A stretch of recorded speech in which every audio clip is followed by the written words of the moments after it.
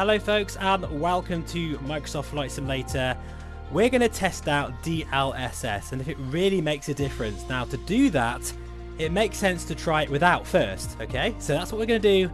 We're going to fly around London, exact same settings as you can see here, exact same preset weather conditions, using the Reverb G2 without the OpenXR toolkit because it won't work with Dlss. That's worth noting for all you people out there that like using it. So let's get straight into this. We're going to go around London, just a bit of a blast around there. With a default aircraft, we'll use a TBM, and let's see what frame rate we get. Then I'll see you back here using Sim Update 10 with Dlss enabled, and then we'll see if there's any difference. See you in a minute, folks. Okay, folks, so welcome back. We're now taking off from London City Airport. This is with the preset Broken Clouds. As you can see, pretty spectacular. We're using the Orbex London City Airport itself, and you can see the Sugar Beet Factory. And let's have a look here. We're getting about just under 30 frames per second. That is actually pretty damn good considering I'm not using the OpenXR toolkit and I'm recording in an area like this. With the Reverb G2 also at native resolution with full-on photogrammetry. And yeah, everything's feeling pretty damn good. I am surprised at how good this actually does feel, to be honest. So I'm really excited to see what it's like with the beta of Sim Update 10 with Dlss. So let's go and do that right now. Okay, so now I've opted into the beta test program, and as you can see, I'm downloading the latest updates. Let's see if things have really changed. So the next time you see me, I'll be flying in the exact same situation in VR with the Reverb G2, same settings, everything, but with Dlss enabled.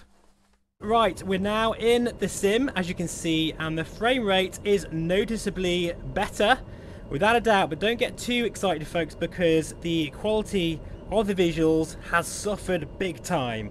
This is what I've kind of been saying for a while now, and I'm not surprised by that, really. But having said that, I mean, wow, the difference in performance is huge. I mean, considering we're at London City here, and I think the clouds are even more sort of heavier than they were before, because they are dynamic, so you're not going to get exactly the same results. But this just feels so smooth. But as I say, the quality has suffered, but that's something I can probably mess around with, to be honest. So we'll just get airborne here. Don't sink indeed. Now, yeah, this feels so incredibly smooth. Just looking out the window there, what we're getting? We're getting, yeah, 40 frames per second.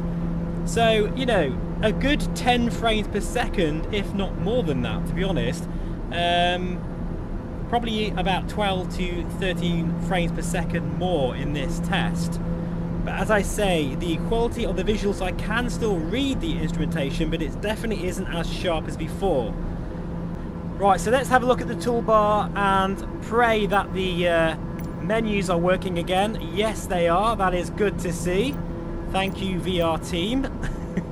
You know, we don't ask for a lot, but at least working menus is something that I'm very happy about. Right, before we finish this quick test, what I'm going to do is show you the menu so you can see what options are available. But I mean, this, considering it's London and I'm recording with heavy cloud, this is extremely promising. See you in a moment. Okay, folks, so now welcome to the VR settings page. Notice how things are very different now. We've got the option, of course, for NVIDIA Dlss. We've also got reprojection mode, which I'm going to have to play around with. I did sort of mess around very briefly with it, and it's not really working that well. It's too wavery and it's quite uncomfortable. But again, this is a beta, so more on that later. This is interesting. We've got world scale, which is great to see that in the sort of main menu. Brilliant.